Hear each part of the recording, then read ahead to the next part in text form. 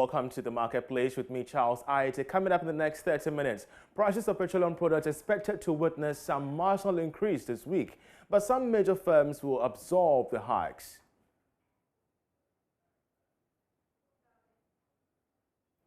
Also, we assess the true state of Ghana's tourism sector amid the ease of restrictions and aggressive ramp-up of vaccinations. We have the Ghana Tourism Authority for this discussion. Plus, with 8 months into the operations of the Continental Free Trade Agreement Secretariat, we examine the performance of local industries. We have an official from the Ghana Association of Industries join us for this discussion. You're welcome to the program. I'm Charles Aite. We have more coming up shortly after this break this day. Hello and welcome. Prices of petroleum products are expected to increase this week. However, some of the major oil marketing firms have indicated plans to absorb the prices. But is this sustainable, as it will be the third time since last month that the oil marketing companies have done this? George Rafi has the details. The increase is based on the price list released by the bulk oil distribution companies, indicating how they're going to sell the various products to the oil marketing companies for the next 2 weeks. If you look at the numbers, diesel is expected to go down by some 1% per litre. However, petrol and LPG are expected to be increased. LPG, on the other hand, should go up by more than 1% per kilogram. However, some of the major oil marketing companies have indicated that they will absorb the expected increase. This will be the third time since last month that prices should have gone up by under 1%, but these firms absorbed it. But some of them say this will depend on the actions of market leader Guo.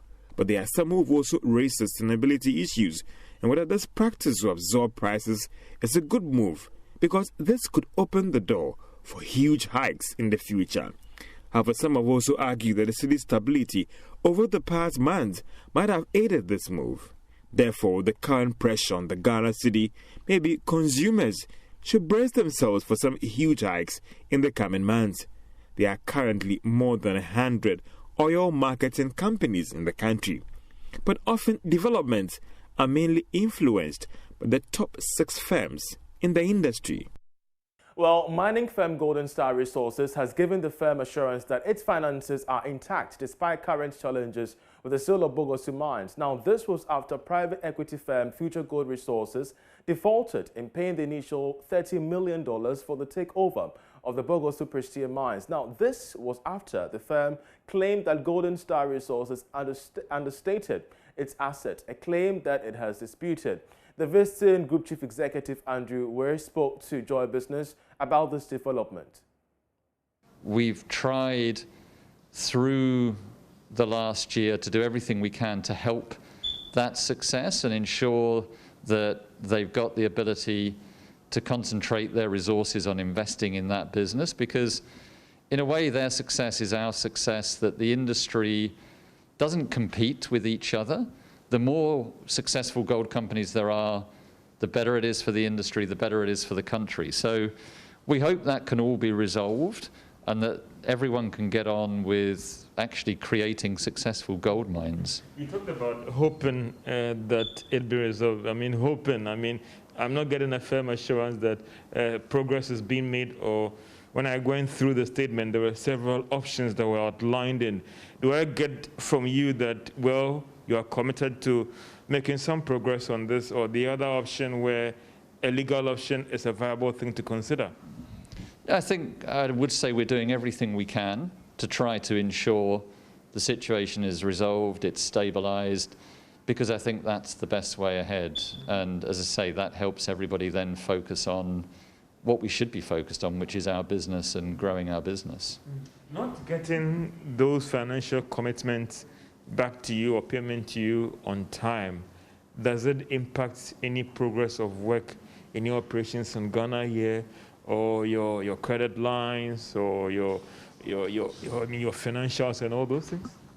No, what we've done is we've been able to work around that, and we amended the credit facility we have with Macquarie Bank, the Australian bank, recently, in order to cater for just that situation. So that's ensured that we've had sufficient funding to meet our obligations and to invest in our assets. So there's no cause for concern when it comes to how this might impact on your financials or your liquidity, if I can use that in quote, as a firm? No, we've been very focused on managing that liquidity. We have a convertible bond that is $51 million that was put in place 5 years ago before I was around at the business, and eventually you have to repay those. And funnily enough, today, 11th of August, is the day that we're repaying it. So that's a sign of we've managed that liquidity very well so that we can repay that and allow ourselves to have a more flexible balance sheet. So we've managed to do that with our own operations. Of course, you're still watching The Marketplace. Even as Ghana ramps up vaccines to curb the spread of the impact of COVID-19, the tourism sector is already geared up for a bounce back. Through the Ghana Tourism Authority, the government has initiated various steps to whip up interest in domestic tourism amid the pandemic. Let's connect with the head of corporate affairs at the Ghana Tourism Authority, Jones Aruna Nelson. Jones, we're so grateful that you joined us. Amid the pandemic, government, your outfit, is devising some practical means of boosting tourism. Tell us about that.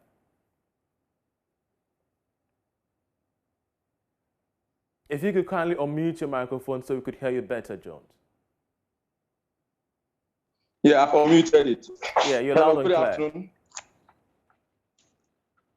Hello, good afternoon. Can you hear me? Yeah, you're loud and clear, Jones. So back to the question. Amid the pandemic, we do know that your outfit is devising some practical means of boosting tourism. What exactly are you applying to this? Okay, thank you very much. First of all, let me give a shout out to my Minister of Tourism, Honorable Dr. Mohammed Ibrahim Awal, my CEO, Mr. Kwesi Ajiman, and all the tourism industry players. Yes, just like you said, amid the pandemic, we were not in the new normal. We are in the new normal. So the kind of situation we find ourselves, we need to be very creative and crafty to be able to push. So we did a number of activities. We launched the Stay Home, No Ghana virtual staff. We did Ghana Guru. We also met with our stakeholders to see how best we can be able to cushion them. So currently there's this, the Ghana Care Project that we have this COVID relief that we are giving to our tourism industry players, i.e. the associations under the Ghana Tourism Federation, Tour Operators Union of Ghana, Hoteliers Association, Car Renters Association, and the like. So we've done a number of activities. We've done training of tour guides and training of informal sector for them to be abreast in the kind of situation. Yes. So even as you embark on that, we know that the Tourism Authority embarked on some domestic tourism drive when borders got shut. However, does this tie into the beyond the return, especially when restrictions have eased currently?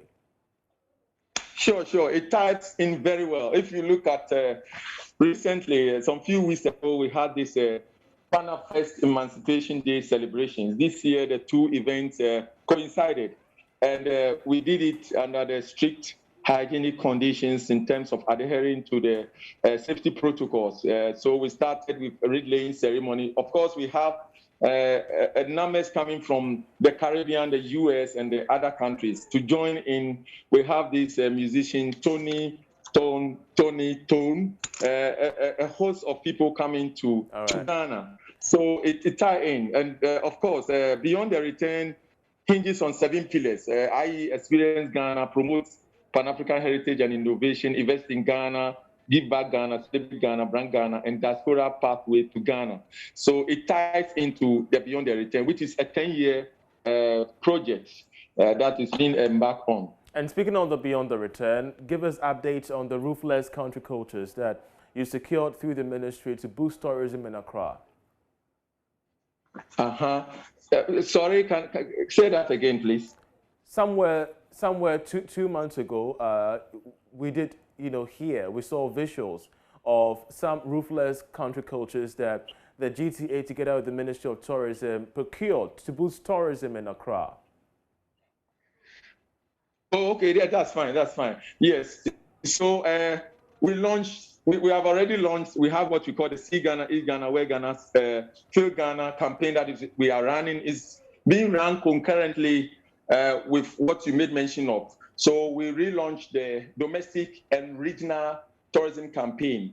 Basically, you realize that the average Ghanaian will not want to take a tour, will not travel, so to speak, but then except as attending funerals, parties, weddings. But what we are saying is this: we are we launched the campaign to educate Ghanaians, to sensitize them about the fact that travel, taking a tour, taking a holiday with your family, groups of people, churches and all that is very, very important. And then secondly, in terms of regional tourism, we want to promote Ghana as a mines and leisure destination. If you look at the countries around the sub-region, we are bringing them for conferences. Ghana is earmarked for conferences, events, so meetings, incentives, conferences, and events. So bringing them on board, and then as much as possible, just as you made mention of, beyond the return, we are tying it to bring people to Ghana to come and have conferences briefly, and as well as have leisure. Yes, briefly before you go, Jones, what targets have you set for the 2021? Okay. What targets specifically has the Tourism Authority set for this year, having battered the effect of COVID-19? Sure. Very, very vital. If you realize, we have the numbers dwindling in terms of arrivals and receipts. For arrivals, we have trickling down 70%, negative 70%. From 1.1 million arrivals in 2019, it dropped to 355,000. So, of course, in 2020, we don't have a basis to stand on to do a projection. The projection is rather earmarked for 2022. And that is what we are working towards, yes, because we don't have a basis. 2020, it trickled down, everything went down. And so now we are picking up the bits and pieces. Jones, we're so grateful that you joined us. He's the head of corporate affairs at the Ghana Tourism Authority. Let's still stay with tourism-related matters because the professor of tourism at the Cape Coast Technical University is calling for more attention to be paid to Ghana's tourism sector to enable the sector to attract the needed investment and contribute massively to Ghana's gross domestic product. According to Professor Samuel Benjamin Owusu-Mintah, the tourism sector is bedeviled with numerous problems such as a lack of funds for attracting development, inaccessibility to some sites, and the existence of poor services at the tourism attractions and facilities sites. Speaking at his inaugural lecture on the post-COVID-19 impact of tourism and the prospects in Africa at the Cape Coast Technical University, the professor said that Ghana stands a huge chance of making it big using tourism as a viable tool. Richard Kojonako has more in this report. Before the outbreak of COVID-19, Professor Samuel Benjamin Owusu-Mintah indicated the tourism industry had generated about 10% of the gross domestic product and has shown some resilience in the employment sector in Africa. In Ghana, though the tourism industry has been the fourth highest exchange earner after minerals, timber and cocoa, the country earned about 2.655 million in receipt of international tourism arrivals in 2018, according to the Ghana Tourism Authority. Professor Owusu-Mintah says the country could make a huge impact in the tourism sector post-COVID-19 period should lift services be replaced with critical actions to harness the growth of the sector. This will depend to a greater extent on the degree of improvement in quality service delivery at attractions and facilities as a result of improved tourism education. Harnessing the potential of tourism in Africa as a developmental tool will therefore require education and skills training of service providers for the provision of quality tourism services at the nation's tourism. However, the tourism sector is bedeviled by numerous problems such as lack of funds for attraction development, inaccessibility, and existence of poor services at these attractions and facilities.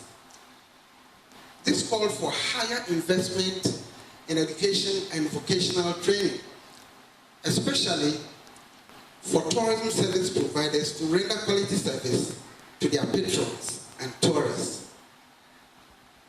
As an important export product, tourism is also known to grow to increase export revenues, the golden ends which are controlled externally.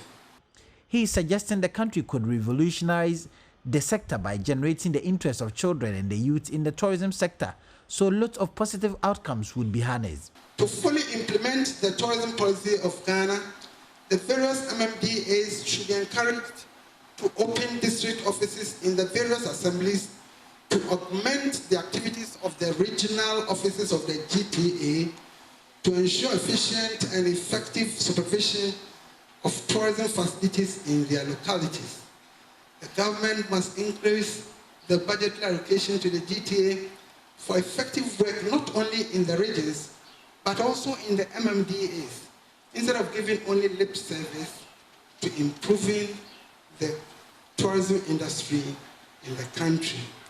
Empowering the GTA can help them to improve monitoring of tourism facilities in the country and also collaborate with higher education institutions offering tourism education in the country to train highly skilled labor to the tourism industry, to enable tourism to become a very important foreign exchange earner, for it to become the proverbial goose that could lay the golden egg for the country even after the COVID-19 pandemic in Ghana.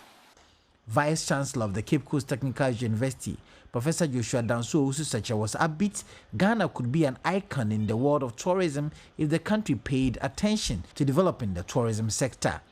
Richard Kwejonya, Joy News, Cape Coast. You're watching The Marketplace. We're taking a short break. We'll be right back. To stay with us.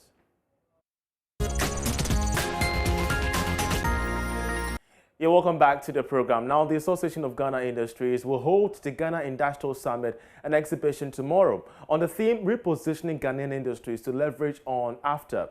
The choice for this theme follows the considerable potential of the continental free trade of about $3.4 trillion. Well, Johnson Opoku-Boateng is Business Development Services Director of the AGI, and he joins us for a discussion on this. We're so grateful, Johnson, that you joined us. First of all, are Ghanaian industries best positioned to leverage on this single market, from your perspective? Well, good afternoon. I think that we are in a very good position to leverage the after, but obviously we have challenges in terms of the knowledge gap as to where we are in terms of the after and where we're going. And that is the reason why we're having this summit, to actually explain to our teaming companies as to what it entails and how they could leverage this after or this single market. The AGI has been raising concerns over the state of doing business in Ghana, from taxes to capacity building. In fact, you once doubted the preparedness of local industries for the single market. What's the true state of industries as we speak now? Well, I mean, you know that we've gone through a very difficult 1 year. Industries are now recovering from the COVID. And as you are aware, even the Ghana Enterprises Agency has actually rolled out an intervention for SMEs just in the past 1 month, which is undergoing evaluation. So at this moment, I would say that industries are now recovering from the impact of COVID. And as you are aware, the COVID hasn't actually abated. And so it is very important for us to understand. It is very important for us to understand that businesses are in the position to rebound, but obviously the challenges that we are facing with COVID will have to also abate to create the needed environment for the success that we are all looking for. Interesting, but with a consistent reduction in the policy rate, the gradual fall in inflation levels, though it inched up recently, as well as the exchange rate hovering within reasonable limits, is there a trickle-down impact on the cost of doing business? Well, you know, the factors that you look at when it comes to productivity and, let's say, even profitability are diverse. Okay, so we are talking about cost of power, we are talking about cost of capital, we are talking about labor, we are talking about even the environment within which investments are done. You just spoke about the policy rate going down. You and I will agree that the policy rate has consistently dropped to about 13.5 from a high of close to 22 or so in some few years ago. But if you look at the lending rate from the banks, it's still not attractive. in so many companies and our peers across the region, we are having single-digit interest rates. How do we compete with those people when we are still having 20%, 21 or 23% lending rates in Ghana?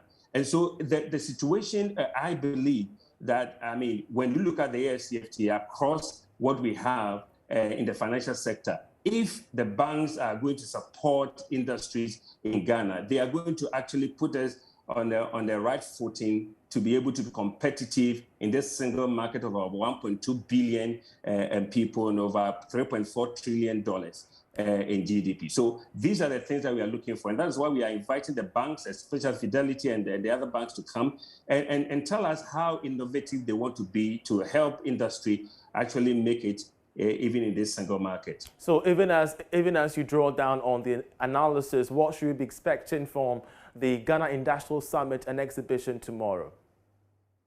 Well, so thank you. The theme is repositioning Ghanaian industries to leverage the AFCFTA. We are having diverse groups of people to come and speak to us. We are having the senior advisor to His Excellency Wankele Meni, Peter, who is going to be speaking to us from the AFCF's point of view. We are having some Nopo, who is coming from the Ministry of Trade, to come and speak to us regarding Ghana's strategy. Right. And don't forget, the Minister for Trade, Honorable Alan Chamatin, and Honorable Yaosafu Mafo are going to be there to actually open the exhibition tomorrow. So it tells you that we have all the men around to come and tell us what is happening. Customs will be there to give us the ABCs of what is going to happen to businesses who venture into the AFCFTA. And we believe that it's going to be a wonderful 3-day event that is going to lead industry to the right direction regarding this single market. Johnson, we're so grateful and we're looking forward to that. He's with the Association of Ghana Industries and, of course, speaking to me on matters regarding local industries, their competitiveness on the continental free trade. Well, speaking of trade, traders at West Africa's largest grains market in Nigeria have turned to online trading to stay in business as COVID-19 stimulated closures of borders, slowing down activities there. Of course, the international market, the Dawono International Market in Kano State, has for decades been the sub-region's major hub for the buying and selling of rice, beans, millet, and other grains. But the traders say that the pandemic is throwing them out of business. They are fighting back with new innovations on how they could, prep up their business competitiveness. Joseph Opoku-Gapo visited there and has filed this report. So many countries in the world, not only one country, not only another state, no, so many countries in the world are coming here to buy the beans from this market. This one is taken to Port Harcourt, maybe from Port Harcourt, it is going out to another countries. This is the Dawono market in the Kano State in northern Nigeria, and this is actually the largest grains market all over the West African region. Well, traders do come from all over the place, including places like Ghana, places like Niger, places like Cameroon, and they either bringing their grains, including maize, cowpea, rice, sorghum here to sell, or they come get some from here and take all the way to their various countries. Well, it's a renowned space for a lot of these activities, and as the traders right here are telling us, the COVID-19 pandemic with its attendant border closures has given them a lot of trouble in this particular enclave, making it almost impossible for them to send a lot of goods across the ECOWAS borders. COVID-19, it comes with so many problems in terms of marketing. They are not coming from abroad. Well, some innovation is being introduced. They've set up an online trading system that allows for a situation where, regardless of the part of West Africa that you find yourself, or even in other parts of the world, you only need to get onto an online portal and make a request for the necessary amount of grains that you want. If you buy on internet, we can send it to you directly. Yeah. So this market has been in existence for more than 46 years now, and mainly it's been an underground kind of market. But since COVID, things have been transformed to a certain extent. So traders from different parts of Africa can log on to their website, dawanow.igm.business.site, which is right here, as you can see.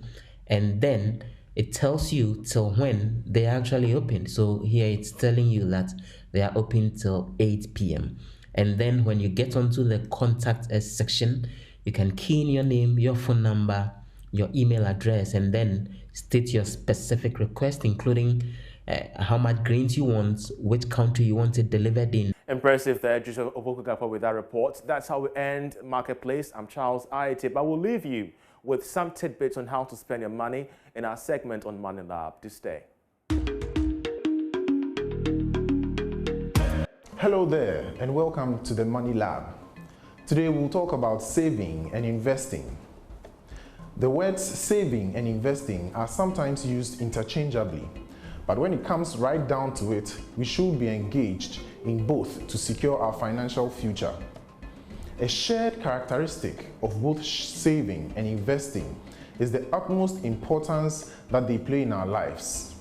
If you are not doing either, the time to get started is now. This may require changes in spending, tracking, and in the utilization of your income, but it can and should be built into your plan. A general rule of thumb is saving should be short-term while investing should be long-term.